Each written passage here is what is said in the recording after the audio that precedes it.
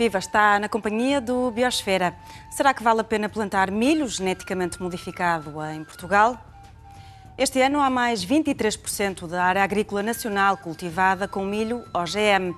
É no Alentejo que os agricultores estão a arriscar mais e a conseguir travar a praga da broca. Mas qual o preço a pagar pelo aumento de produtividade? Cientistas falam de maior resistência a químicos e de uma contaminação biológica incontrolável. O Biosfera foi até ao Alentejo conhecer agricultores de transgénicos e, mais a norte, no Cadaval, os produtores que se recusam a seguir esta opção. Também falamos de prós e contras, com investigadores que se encontram nos dois lados da barricada. E como convidado do bilhete de identidade temos o peixe Napoleão, uma das curiosidades que ficará a saber é que se alimenta de animais venenosos. Saiba mais daqui a pouco.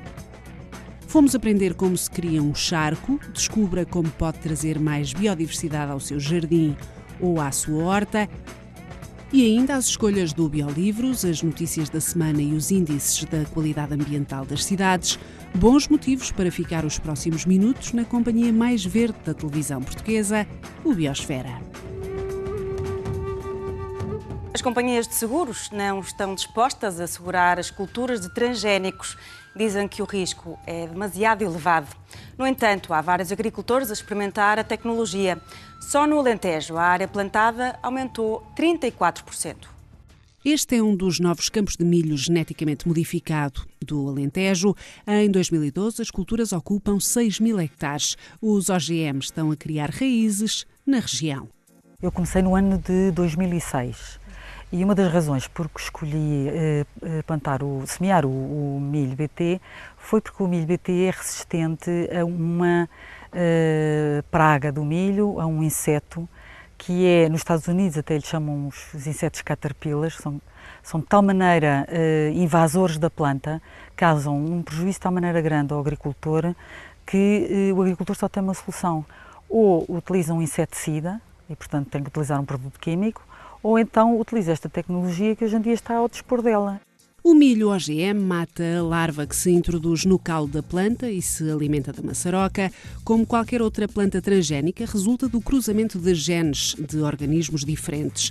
No caso do milho BT, foram-lhe introduzidos genes específicos de uma bactéria que faz com que o milho produza proteínas tóxicas para alguns insetos. Quando nós aplicamos o inseticida não controla a praga toda e, portanto, podemos ter à mesma problemas.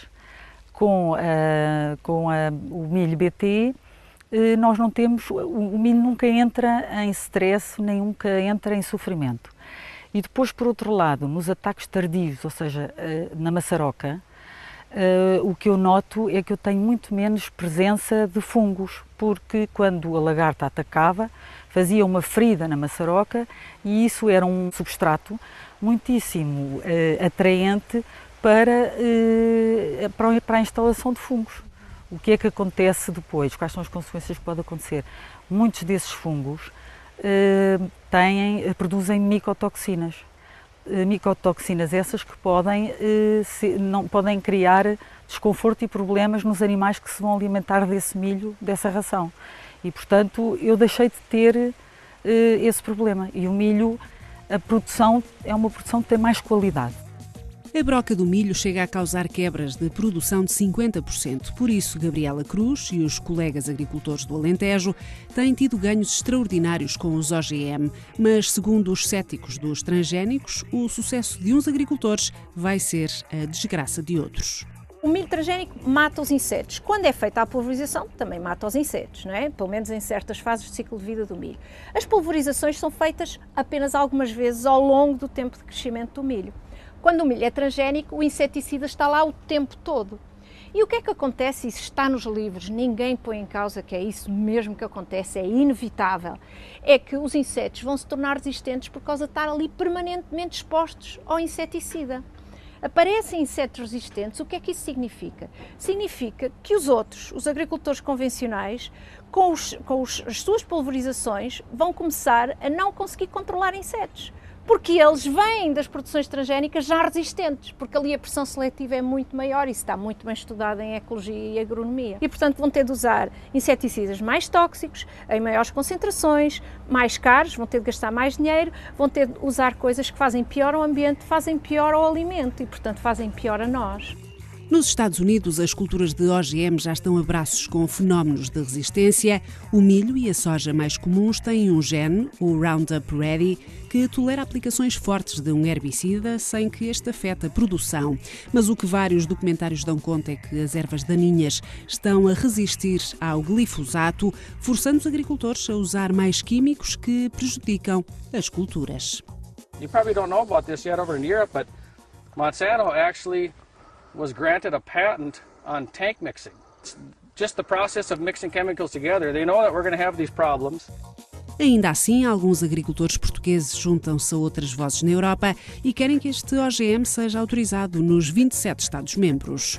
Nós já estamos a usar de 2 em 2 anos, por exemplo, herbicidas diferentes, mesmo no milho convencional, estamos a usar e mesmo no BT, que não é resistente a um herbicida, não é?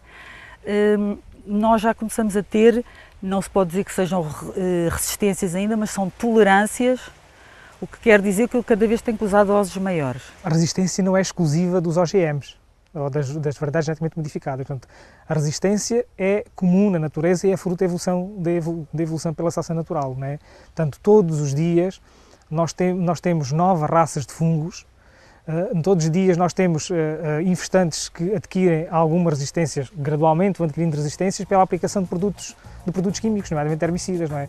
Mas nem todos os agricultores acreditam no poder dos organismos geneticamente modificados. No Cadaval, João Vieira encontra nos métodos tradicionais a fórmula ideal para combater as ervas. O milho é sachado através de sacha mecânica, tão pouco tem pivô de rega.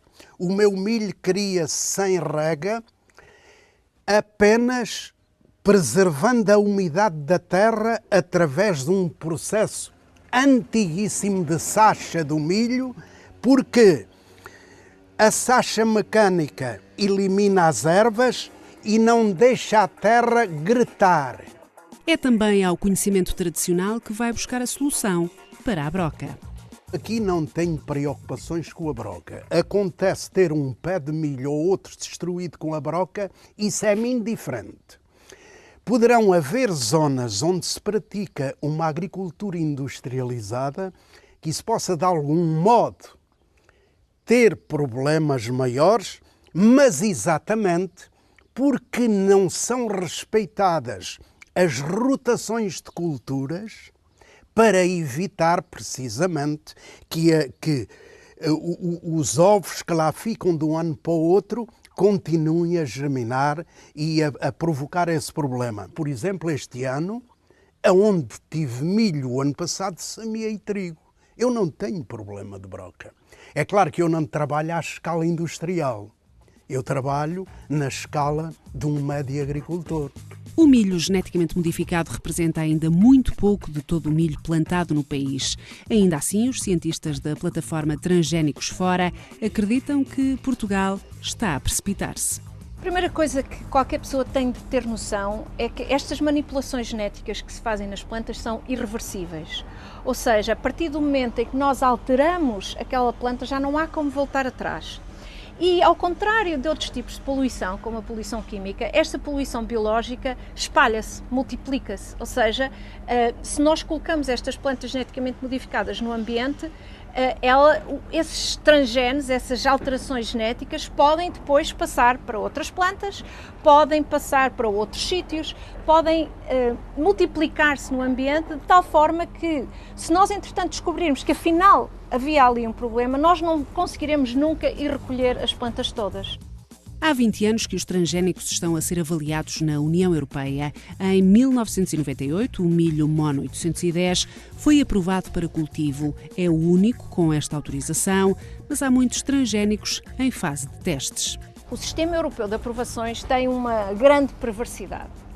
Quem tem de fazer as avaliações, quem tem de estudar o eventual impacto no ambiente e na saúde, são as próprias empresas que estão empenhadas em comercializar essas plantas. Resultado, é evidente que há conflito de interesses, é evidente que essas empresas chegam sempre à conclusão nos seus estudos que está tudo bem, que é impecável, que não faz mal a uma mosca. Tranquiliza-me o ser agrónoma, o ser agricultora, o ser de uma família de agricultores que sempre beneficiaram de novas plantas, portanto, plantas que vinham do melhoramento, novas plantas que vinham da investigação científica e que nunca se assistiu a nenhuma catástrofe.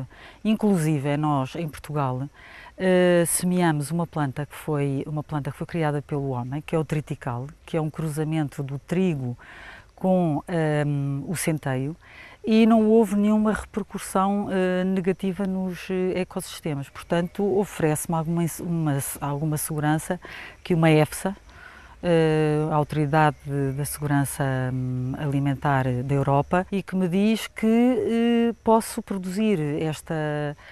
utilizar estas plantas, estas novas tecnologias, e que não há nenhum estudo até agora feito por cientistas sólidos, consolidados, que têm trabalho feito, que são conhecidos, que é conhecido o seu trabalho, que diga que esta tecnologia tenha prejudicado a biodiversidade. E nos tempos que atravessamos, a última coisa que há é financiamento independente, ou seja, os governos não têm dinheiro para financiar as universidades para fazer este tipo de estudos separados da indústria.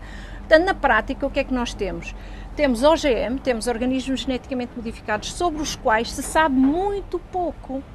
Não é? E, portanto, a maior parte das coisas que se sabe são estudos pequeninos, mas que já detectaram problemas, já detectaram, por exemplo, o impacto em espécies não-alvo. Ou seja, um milho transgénico é cultivado e aquilo que faz o milho transgénico no campo é matar alguns insetos. Acontece que o milho transgénico não mata só as pragas, mata também outros insetos.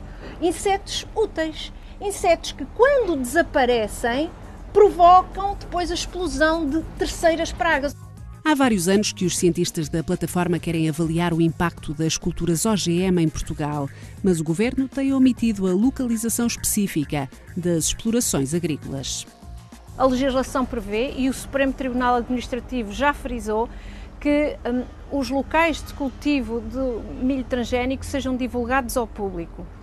Precisamente porque há riscos, muitos deles ainda indevidamente estudados relativamente a estas plantas geneticamente modificadas, e aquilo que nos tem sido impossibilitado fazer é precisamente chegar ao campo e tentar avaliar. Será que deixou rastro? Será que houve impacto no ambiente? Será que as pessoas na zona ali à volta começaram, por exemplo, com alergias? Será que houve consequências para as abelhas? Será que as colónias de abelhas começaram com mortandades inesperadas? Portanto, todos esses possíveis impactos que já têm sido em diferentes pontos do mundo associados aos OGM podem estar a acontecer em Portugal e ninguém sabe. O Ministério da Agricultura tem vindo a controlar esses campos e tem vindo a fazer colheitas de campos próximos das zonas de refúgio, e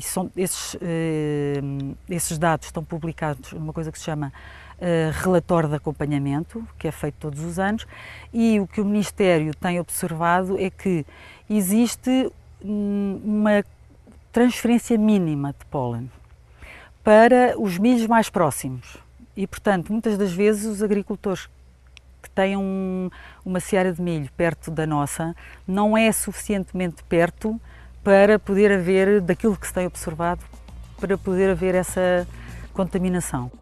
O relatório de acompanhamento de 2011 revela que das 12 amostras analisadas, uma não evidenciou contaminação, 6 obtiveram resultados inferiores ao limite de detecção do laboratório e 5 tinham valores inferiores ao limite máximo permitido. A legislação é muito clara, não está aqui a evitar a contaminação e quer apenas manter a contaminação abaixo do limite de rotulagem, ou seja, quer manter a contaminação de tal forma que os que são contaminados, os que produzem milho normal, por exemplo, para os cereais de pequeno almoço, para os cornflakes, não é? Que depois os cornflakes não tenham de dizer lá rotulado que é geneticamente modificado, ou seja, pode ter transgénicos, contamina, mas não contamina tanto que tenha de ser rotulado. A lei da coexistência define regras para a não contaminação. Um campo de milho OGM pode estar ao lado de um outro de milho convencional se as plantas não florescerem ao mesmo tempo. Mas se as variedades entrarem em polinização na mesma altura, têm que estar afastadas 200 metros. A polinização do milho é anemófila, portanto é feita através do vento, portanto é um pólen de certo modo leve. Mas 200 metros é mais do que suficiente para que o pólen não possa ser arrastado essa distância toda, ou seja, não vai fazer a polinização de uma outra variedade. Se nós quisermos evitar a contaminação realmente, proteger o que não é transgénico de qualquer tipo de contaminação, aí não bastavam 200 metros ou 20 metros, não é? Aí era necessário ter pelo menos 1 quilómetro, pelo menos. Mas isso não evita toda a contaminação, porque, por exemplo, se pensarmos nas abelhas, uma colmeia consegue recolher pólen de pelo menos 100 km quadrados. 100 km quadrados. A lei da coexistência é uma lei que não garante coisa nenhuma, é apenas para tapar os olhos à opinião pública de que alguma coisa está a ser feita para evitar a contaminação. Mas a contaminação acabará por se fazer de forma inevitável e irreversível. Quando se plantam milhos transgénicos, as sementes não podem ser guardadas de um ano para o outro. A compra por cada sementeira é obrigatória devido às regras das patentes. Vem criar problemas novos de vária ordem, inclusivamente jurídicos, porque os agricultores que sejam contaminados por essas variedades geneticamente modificadas poderão ser perseguidos por utilização indevida das mesmas. E alguns ficarão contaminados sem saber que o estão. E não terão como provar que eles não transgrediram coisa nenhuma. Nos Estados Unidos, são vários os processos judiciais das grandes empresas que detêm a patente das sementes contra agricultores e vice-versa. Um dos casos mais conhecidos é o de Percy Schmeiser, um produtor de canola, que tinha vários metros quadrados da planta OGM a crescer no seu terreno sem a ter comprado.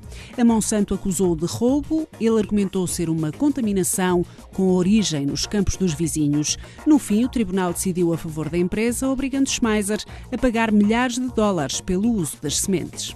Essas sementes são mais caras, normalmente, mas nós temos que comparar com o facto de nós evitarmos um tratamento de inseticida que também tinha os seus custos. Por hectare deve ficar à volta dos 25 € mais cara. Mas o inseticida é mais caro. Penso que esses agricultores não fizeram uma reflexão profunda do que isto significa para os próprios agricultores, porque lhes vem retirar o direito ancestral à utilização e multiplicação das suas sementes. Quando chegaram os milhos híbridos a Portugal e à Europa, também se temia isso e nós não ficámos reféns das empresas que vendem as sementes. Evidentemente, nós temos um conjunto de empresas à nossa disposição e há umas que nós preferimos relativamente a outras porque entendemos que têm produtos e sementes de melhor qualidade. E depois, sempre que um negócio é atraente, aparecem mais empresas. Ele deve ser suficientemente aliciante para o agricultor, porque se não fosse assim, não se teriam semeado este ano 160 milhões de hectares em todo o mundo de culturas geneticamente modificadas, o que equivale a qualquer coisa como 20 vezes o território nacional. É na compra das sementes transgénicas que os agricultores contribuem para um fundo de compensação. Pagam 4 € por saco, dinheiro que será usado para indemnizar qualquer agricultor convencional que se sinta penalizado pelos OGM. Imaginemos que num determinado ano os prejudicados, o prejuízo total é maior do que o dinheiro que há no saco. Seria natural que os produtores transgénicos tivessem de pagar mais, quando muito o governo adiantava o dinheiro, mas no ano seguinte esse adiantamento tinha de ser reposto. A lei não faz isso. E é aqui que a gente percebe qual foi o intuito político de criar isto. A lei diz, se não houver dinheiro que chegue, os prejudicados não recebem tudo a que têm direito. Para proteger os produtores transgénicos e evitar que eles tenham de pagar mais. O governo português diz salvaguardar a livre escolha dos agricultores nacionais. Permite, por isso, a criação de zonas livres de transgénicos. No continente, apenas o Conselho de Lagos merece esse estatuto e nas regiões autónomas, os Açores declaram-se livres de OGM. Mas nos relatórios do Ministério da Agricultura, há plantações de transgénicos na ilha de São Miguel. As câmaras podem criar zonas livres de transgénicos, sim senhora, sem problema, desde que seja aprovado, votado, etc. Podem criar zonas livres de transgénicos. Vigoram até ao dia em que um agricultor queira cultivar transgénicos. Nesse dia caem porque o agricultor pode cultivar transgénicos. Portanto, não cria zonas livres de transgénicos no sentido que as pessoas entendem essas zonas livres, que é a Câmara decidir que no perímetro do seu concelho é estratégico não ter transgénicos e, portanto, fica proibido esse cultivo. Isso não existe. Em 2050, o planeta terá 9 mil milhões de pessoas para alimentar. Será que poderemos viver sem o recurso a produções rápidas e biotecnológicas? O maior estudo das Nações Unidas sobre o futuro da alimentação e da agricultura diz lá, preto no branco, os OGM não são a solução. E eles elencam as soluções. Portanto, nós sabemos quais são os caminhos que permitem que a agricultura não só alimente as pessoas que existem e as que vão nascer, como contribua para a redução das alterações climáticas, como sobreviva às perturbações hídricas e à falta de água para a agricultura, como ainda por cima mantenha a biodiversidade ambiental, como garanta um preço justo aos produtores, como ainda absorva os desempregados. Porque a agricultura não tem só a função de dar de comer. A agricultura é multifuncional, tem muitas dimensões, ela tem de dar resposta a muitas coisas. Os OGM não dão resposta a nenhuma delas. Há muitas zonas dos países em desenvolvimento e são esses países que até estão neste momento a mostrar mais taxa de adesão à tecnologia. E isto porquê? Porque esses países não têm tantas ferramentas como nós temos aqui para combater e para resolver os problemas que têm. Como no caso do Uganda, a base da produção é a banana é atacada por um fungo que é altamente dizimador e os agricultores não têm acesso a um fungicida para tratar. Ora, se lhe for fornecida uma planta que seja resistente a esse fungo, é uma solução e, portanto, o agricultor pode continuar a produzir banana, ou pode continuar a produzir mandioca, ou pode continuar a produzir papaya, ou pode continuar a produzir berinjela, como é o caso da Índia, não é? O país do mundo que tem mais gente a passar mal, a passar fome negra, é a Índia. A Índia tem dezenas de milhões de toneladas de cereais a apodrecer ao ar livre em armazéns. Portanto, a Índia podia matar a fome aos seus esfomeados, mas não mata por razões políticas, por razões de mercado, por uma questão de manter os preços. São as questões políticas e económicas, de justiça social, que impedem que se mate a fome. Neste momento, o nosso problema de fome não é um problema de produção. A produtividade anda a ser invocada desde a Revolução Verde, da primeira metade do século passado. E qual foi o resultado? A eliminação de milhares e milhares de agricultores. Os agricultores que ficaram tornaram-se maiores, mas eles nunca são suficientemente grandes, nem nunca serão suficientemente grandes para serem competitivos. Direi mesmo que os grandes de hoje serão os pequenos da amanhã. A tal competitividade não podia ser aplicada em matéria de produção agrícola, porque a agricultura não é desporto de alta competição.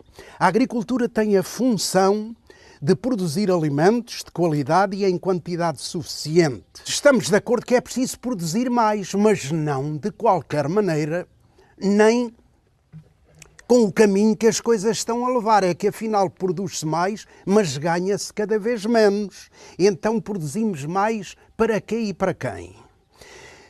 Importa produzir efetivamente, mas importa produzir por métodos e com métodos que não comprometam o futuro. O clima de dúvida e incerteza permanece no ar quando o assunto é OGM. Muitas questões continuam sem respostas universalmente aceites. Uns argumentam haver precaução exagerada, outros apontam irresponsabilidades. Quem terá razão? E pode o corpo humano e a natureza serem o tubo de ensaio destas experiências agrícolas?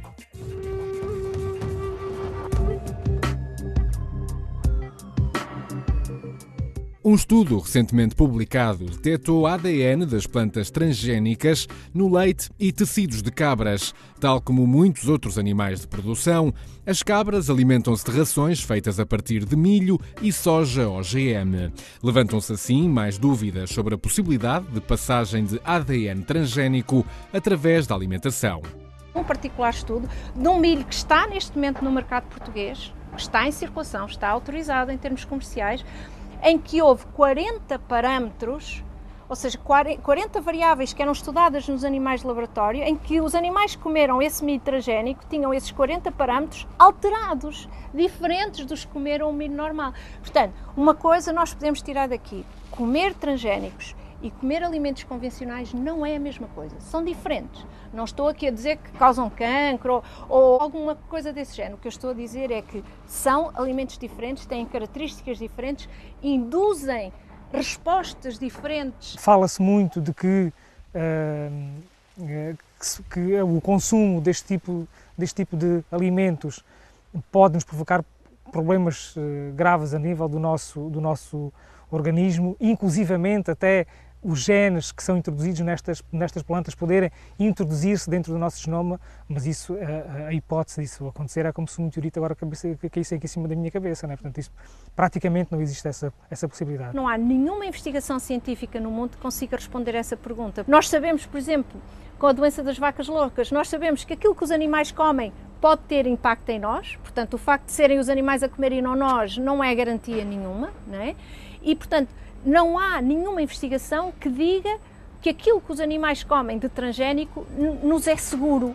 Os alimentos que contêm OGM devem ser identificados no rótulo. Muitos óleos alimentares e cereais contêm transgénicos, mas se a presença destes organismos num produto não ultrapassar os 0,9%, não é necessário que venha indicado no rótulo. Já o leite, carne e todos os derivados animais que forem alimentados com rações geneticamente modificadas devem passar a informação ao consumidor. Se só agora chegou à nossa companhia, saiba que já fomos conhecer as culturas de milho geneticamente modificadas de Portugal. O peixe Napoleão é o convidado do bilhete de identidade de hoje. Os olhos deste animal rodam 360 graus, dotando-o de uma excelente visão. Alimenta-se principalmente de animais venenosos, como o peixe-cofre. É desta forma que acumula as toxinas do alimento e torna-se ele próprio venenoso. Conheça este peixe hermafrodita, que nasce macho e só mais tarde muda de sexo, tornando-se fêmea.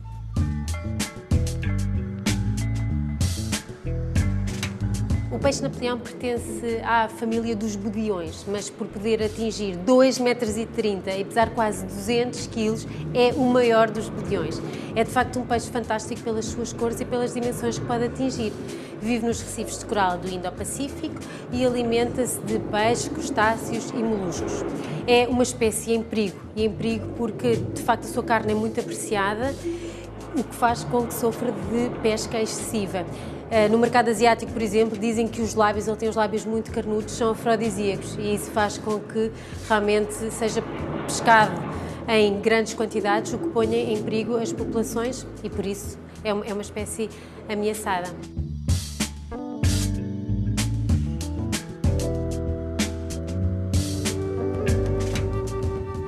Os charcos são pequenas massas de água, mas podem conter mais biodiversidade do que grandes lagos ou lagoas. E qualquer pessoa pode criar no seu quintal um pequeno tesouro da diversidade ecológica. Venha escavar connosco e aprender a criar charcos. Neste terreno agrícola de Montemoro Velho, os materiais necessários para a criação de um charco já estão dispostos à espera que os voluntários lhe deem uso. Onde agora vemos um terreno plano, nascerá dentro de pouco tempo uma pequena depressão que vai acumular água e vida. Separarmos o material por fases, primeiro vamos começar por marcar no terreno a área que vamos utilizar para construir o charco, a área total do charco e a área que vamos impermeabilizar. Portanto, não vamos impermeabilizar o charco todo, vamos impermeabilizar a parte mais funda para ajudar a que ele mantenha a água um pouco mais de tempo. Neste momento tínhamos aqui uma escavadora ao lado. Vamos aproveitar, isso vai-nos poupar muitas horas de trabalho, pelo menos 1 hora de trabalho, e vamos conseguir ter o grosso do charco escavado. E depois, à mão, vamos ter sempre que terminar e que aperfeiçoar o charco, preparando-o para depois pôr a tela. Os charcos podem ser formados por processos naturais, geológicos ou ecológicos, mas cada vez mais é preciso criar charcos de forma intencional. Estes ecossistemas estão a desaparecer devido à construção de estradas e casas, e com eles estão a morrer os anfíbios. O charco já começa a ganhar forma. Agora é preciso ajustar a tela ao terreno. Podem pousar o centro da tela. A tela vai ficar assim. Portanto, o que nós vamos fazer é, aqui está mais baixo, as irregularidades que estiverem no meio vamos tirar para os sítios que estão neste momento mais baixos, que são esta ponta, aquele canto ali e aí. O charco não deve ter mais de 1 metro de profundidade e os declives devem ser suaves. Para verificar que as margens estão à mesma altura, usa-se um nível. Está mais ou menos igual, aqui está mais ou menos 10, 15 centímetros. Sim. Pronto. Agora o que acontece é que deste lado tem espaço para enterrar e deste lado não tem, portanto o que vamos fazer é só acrescentar um bocadinho de terra aqui deste lado, para a tela vir para aqui, e depois vamos compactar. Compactar a terra é um momento fundamental do processo, para o qual são precisas ferramentas especiais. Para compactar a terra, temos que calcar a terra, nada melhor do que saltar e dançar para manter a terra bem compactada. Portanto, quem quer tocar adubo? Um terreno bem compactado dificulta a infiltração de água, por isso é que muitos charcos surgem espontaneamente em caminhos sem precisarem de artifícios como as telas. Neste caso, vamos usá-las como garantia de impermeabilização e durabilidade do charco. Para proteger a tela podemos utilizar vários materiais. Há geotêxteis que se vendem específicos para aguentar a pressão e proteger a tela. Neste caso podemos utilizar mantas velhas, podemos utilizar até jornais. Neste caso vamos utilizar uma manta de um pavilhão de exposições que teve uma exposição durante alguns dias, cobriu o chão todo com estas alcatifas de feltro e ao final de 3 dias acabou a exposição e isto vai para o aterro sanitário, caso não seja dado outro uso. Cederam-nos gratuitamente e utilizamos para proteger as telas. Depois de colocar as duas telas, torna-se a verificar o nível. Certifique-se de que a tela está bem moldada ao terreno, como se fosse uma segunda pele. Agora trabalho em série, um vai escavando à volta, o outro vai enterrando, o outro vai atrás a tapar. Vamos só verificar como é que está. Falta um membro nesta máquina. Portanto, isto vai fazer assim e o outro tapa por cima. A ideia é isto ficar o mais direitinho possível, com a terra aqui, sem ficar com elevação nenhuma, que é para a água poder escorrer naturalmente para dentro do charco. O ideal era encher já com água, para a água segurar a tela, fazer pressão e termos a certeza que a tela já não vai puxar mais do travamento da margem. Nesta situação, como nós queremos que isto encha com a água da chuva, vamos apenas travar a tela e eventualmente depois vamos ter que fazer algum acerto nas margens da tela. A maior parte das espécies mais ameaçadas dos charcos são espécies que são espécies pioneiras e que precisam de charcos jovens, com poucos nutrientes, o que chamamos de charcos oligotróficos, e que cada vez são mais raros num contexto de agricultura intensiva, em que cada vez há mais adubos, cada vez mais nutrientes nos meios aquáticos, e portanto essas espécies que dependem de água com muito poucos nutrientes são geralmente as primeiras a desaparecer. Neste momento a tela já está presa, estamos simplesmente a tapar a tela para não ficar à vista, para impedir que os raios solares atinjam a tela, e, portanto para aumentar a duração da tela e para permitir a fixação de vegetação. Portanto, o que vamos fazer? Vamos deixar colonizar naturalmente, vamos dar alguma ajuda, transportando alguns juncos de outros charcos aqui ao lado para este charco. Podes pôr aqui para suportar este lado, tem um parede mais vertical. Juntamente com estas plantas estão a vir provavelmente ovos de invertebrados nas raízes, outros sementes de outras plantas. Este charco vai aumentar a biodiversidade do terreno, vai aumentar também a diversidade de habitats do terreno. Temos um poço, temos um charco permanente e vamos ter um charco temporário que vai permitir a multiplicação, por exemplo, de anfíbios, de libelas, que vão fazer controle das pragas agrícolas, uma vez que aqui à volta tenciona-se fazer produção de plantas aromáticas no modo de produção biológico. Um charco é mais saudável quanto mais sol apanhar, mais suave for o declive e maior for a área de alargamento. Os primeiros 5 anos serão os de maior diversidade ecológica. E você, de que está à espera? Um pequeno lago de 1 metro quadrado pode fazer toda a diferença para este ecossistema temporário ameaçado. Pegue no papel e lápis e aproveite alguns títulos que divulgam ambiente e saber. Entre as sugestões ficamos com as propostas de especialistas para a prevenção de incêndios, conhecemos a história dos resíduos em Portugal e visitamos locais de interesse geológico. Uma seleção que vale a pena folhear. Boas leituras!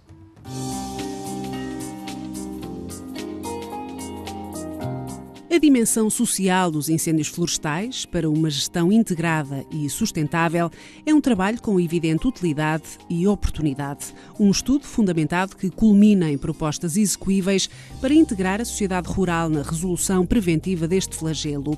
A obra deixa claro que as populações e seus problemas têm entrado pouco na equação do combate aos fogos nas matas e enumera os dados recolhidos que podem iluminar a situação confusa em que, nesta matéria, o país parece mergulhado. Da autoria de Fátima Tedim e Douglas Patton, o livro tem a chancela da editora Estratégias Criativas. Os resíduos que produzimos e a forma como os tratamos definem o tipo de sociedade em que vivemos. Resíduos, uma oportunidade, é um livro de Pedro Almeida Vieira que nos conta a história dos resíduos ao longo dos séculos, destacando essencialmente a situação em Portugal, os avanços e recuos na gestão de um problema que exige visão de futuro e consciência ambiental. Com prefácio de Viriato Sormanho Marques, é um lançamento da editora Sopa de Letras. Património Geológico, Geossítios a visitar em Portugal, edição bilingue português-inglês, de José Brilha e Paulo Pereira, apresenta alguns locais de interesse geológico selecionados a partir do Inventário Nacional desse património. Ao longo de 61 geossítios, os leitores ficam a conhecer um pouco da existência geológica do nosso planeta, representada nas rochas e paisagens de Portugal. A revista Jardim Zoológico, magazine trimestral, apresentou o seu número 15, onde se pode ler diversos textos sobre a vida das diferentes espécies representadas no Zoo de Lisboa. Desta vez, o destaque vai para as espécies e para os nascimentos no zoo de bebés de espécies ameaçadas, como a girafa de Angola, o antílope adax e o hipopótamo pigmeu. Ainda nos despedimos sem lhe trazer à antena algumas das notícias mais relevantes da agenda ambiental desta semana.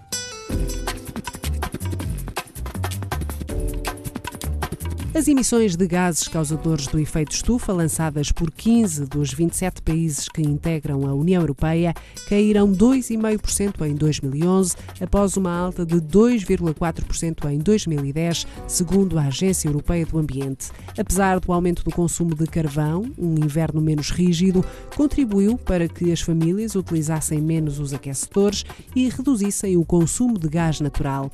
Também os efeitos da crise económica têm a sua cota-parte neste resultado. Até 2011, as emissões dos 27 membros atuais da União Europeia baixaram 14,1% se comparado com o período de 1990, ano de referência utilizado pelo Protocolo de Quioto para impor limites de emissões aos países que integram o Acordo Climático Global. Na época, a União Europeia estava obrigada a diminuir em 5,2% entre 2008 e 2012 o lançamento de gases prejudiciais ao planeta. Em outubro será divulgado um documento que detalhará as emissões de cada país da União Europeia, um instrumento que tornará mais claro este quadro geral ainda incompleto. A Quercus denunciou o abate ilegal de centenas de sobreiros na área protegida do Parque Natural do Sudoeste Alentejano e Costa Vicentina a decorrer há várias semanas, sem que as autoridades conseguissem travar a destruição de uma importante zona de floresta mediterrânica. Após receber a denúncia do abate de sobreiros na herdade do Leonardo, numa área de cerca de 120 hectares, junto a Troviscais, no concelho de Odmira, a Quercus alertou de imediato o Serviço de Proteção da Natureza e Ambiente da GNR e o Instituto de Conservação da Natureza e Florestas, pois, apesar de alegadamente a situação ser do conhecimento destas entidades, o abate prosseguia sem que fosse apreendida a maquinaria utilizada na ação. A herdade do Leonardo está localizada no interior do Parque Natural do Sudoeste Alentejano e Costa Vicentina, em área de proteção parcial tipo 2, também integra o sítio de importância comunitária da Rede Natura 2000, Costa Sudoeste. Não obstante a existência de uma autorização para abate de 120 sobreiros secos, verificou-se que foram abatidos pelo menos cerca de 300 sobreiros verdes sem qualquer autorização e também diversos carvalhos portugueses.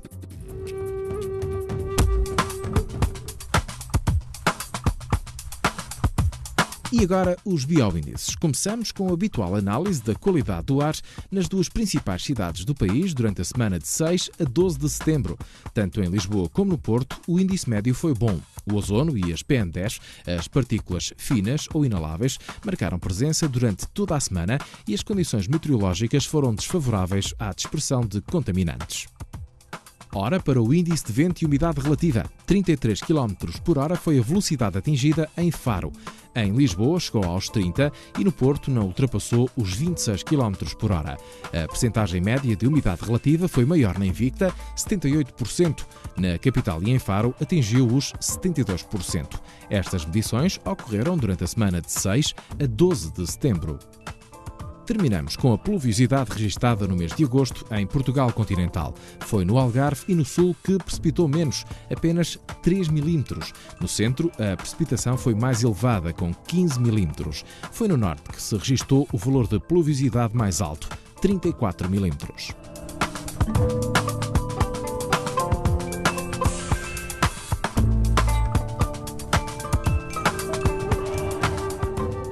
A tecnologia dos OGM continua a avançar, apesar das incertezas. Na Europa discute-se a aprovação para cultivo de um arroz transgénico resistente a um herbicida que já foi muito usado para matar ervas daninhas, mas que agora é proibido pela União Europeia. Ou seja, quer-se aprovar um OGM resistente a uma substância que já não se pode usar. Também já se iniciou o processo para definição de regras para autorizar animais geneticamente modificados.